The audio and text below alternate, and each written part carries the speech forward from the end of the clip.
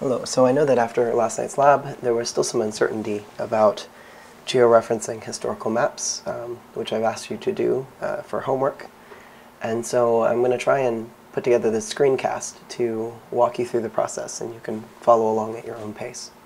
My voice is still not perfect, but we're going to make a go at it. So the first thing you're going to do is open the program ArcMap, which you'll be able to find in the lab where we worked last night. And you're going to need a reference map. So come over here to the Add Data button, and you're going to pull this arrow down and say Add a base map. I recommend that you use the National Geographic base map because it includes cities, and which are useful control points, but it also includes geographic features which you might use. Go ahead and add that. And by default, you're going to be zoomed out, seeing the whole world, but we're going to zoom in on where our map is. It's going to run a little bit slower on this computer because it's running in virtualization rather than natively on the computer. So there may be some lag as I'm going through this. So I'm going to zoom into roughly the area of the map that I'm georeferencing. And then I'm going to come up here and press the Add Data button.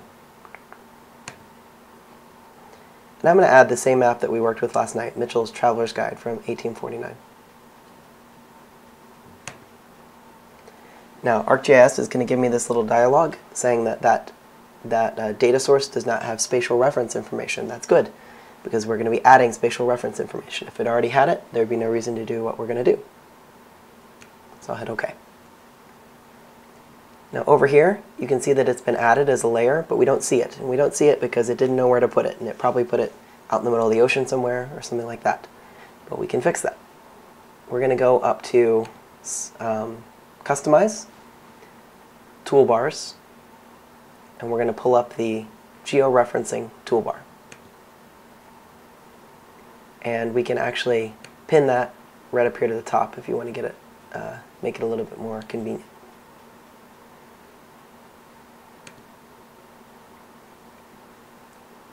Okay, now you see that the name of that map we just imported is right here because that's the only thing that ArcGIS sees that you might want to georeference. So we're going to pull down the georeferencing menu and say Fit to Display. And what this does is it tries to pull that image and fit it to whatever the current display on the computer is. Alright, so there's our map, and we can start georeferencing it.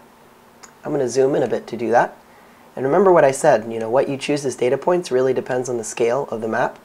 If it's a really fine scale, then you might choose to use geographic features. If it's a more zoomed out map like this one, then you might choose to use cities, which are convenient dots.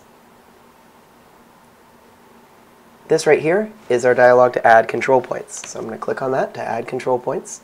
And remember, it always goes from the historical map to the modern map, not the other way around. If you do it the other way around, you're going to get some real distortion in your map. I'll start with Boston.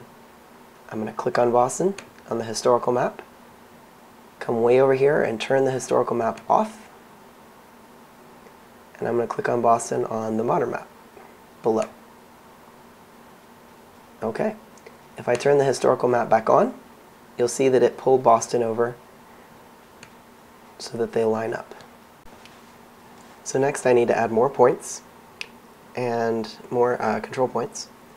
And remember that the more control points I add, the more accurately it's going to be able to match these two maps up.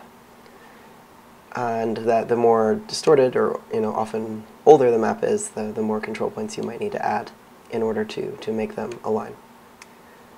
You also want to make sure to use control points that are distributed around the map. If they're all on one side or another, then you're going to get a kind of awkward warping that'll happen because it'll only be aligned on one edge. So I'm coming out west here. I'll line up my previous home of Green Bay with where I know Green Bay is, right there. And I'm just going to move around and I'm going to add a number of other points. And I'm going to zoom in just a little bit so that I see more of the cities on the National Geographic map. Remember that if you need to remove a point, you can go to your link table, select the point that you want to remove, and then hit this X. So if you do something and it really distorts the map badly, you can undo it there. I'm going to find something down south. Let's see, perhaps Little Rock, Arkansas would be a good option. I often use capitals on some of these maps.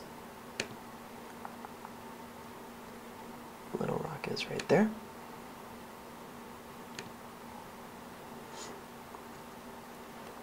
Now I'm going to find something in the southeast.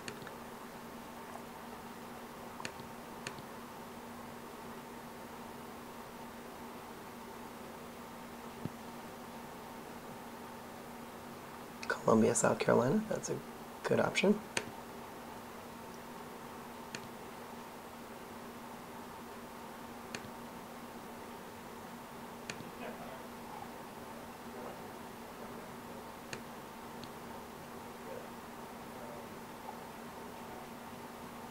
And I'm just adding a few more points here. New Orleans.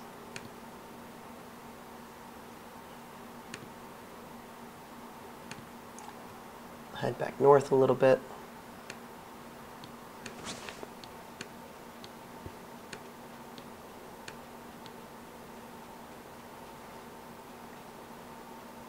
And I can add Chicago, which was a relatively small town in 1849, compared to today, certainly.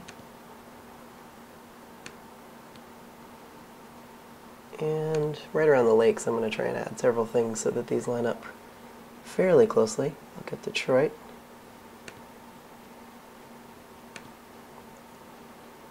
Which is already quite close.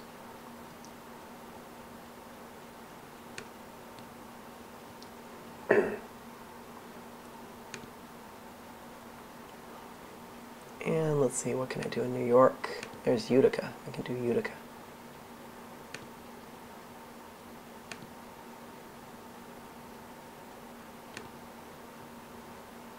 And how about Augusta, Maine? Yep.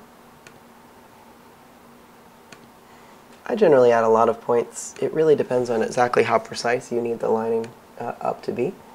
If you're just trying to create a kind of basic visualization, you might not need them to be super precise.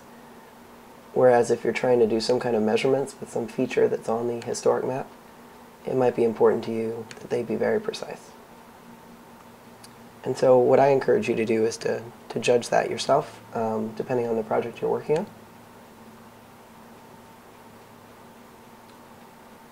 Let's see here. There's Charleston, Virginia, which was Virginia, not West Virginia at the time.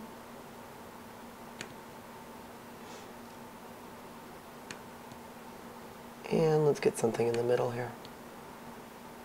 I often forget the middle, but it can get distorted as well. There's Louisville.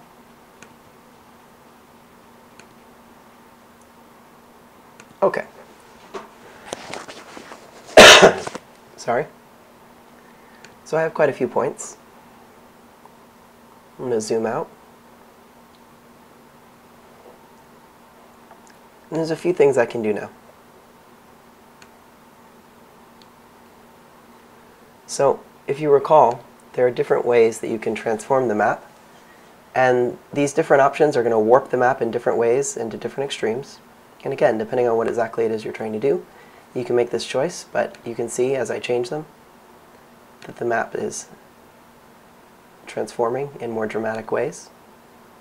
You see the curl on the edges there.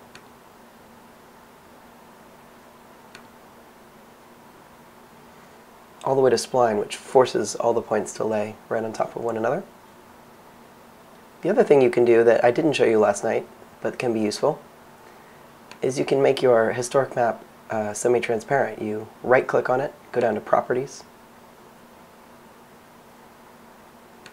and Display. And where it says Transparency, you could make it say half transparent. And you'll be able to see the modern map below it and see how well they line up. And you can see that here it's doing a pretty good job all around the lakes and everywhere else. Now I'm going to right-click on it again and change it back to fully visible.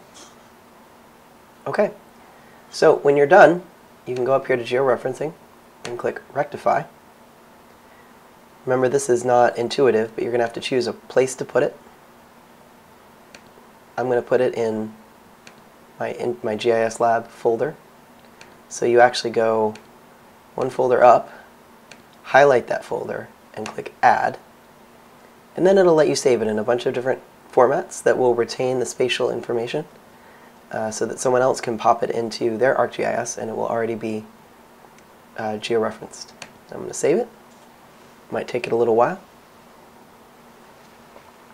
But that'll be it. You would take that file, and you might not be able to email it to me. It might be too big. You might have to send it to me through Dropbox or something like that. But those are the basics, and if you need help, of course, come by my office hours and I will help out. All right.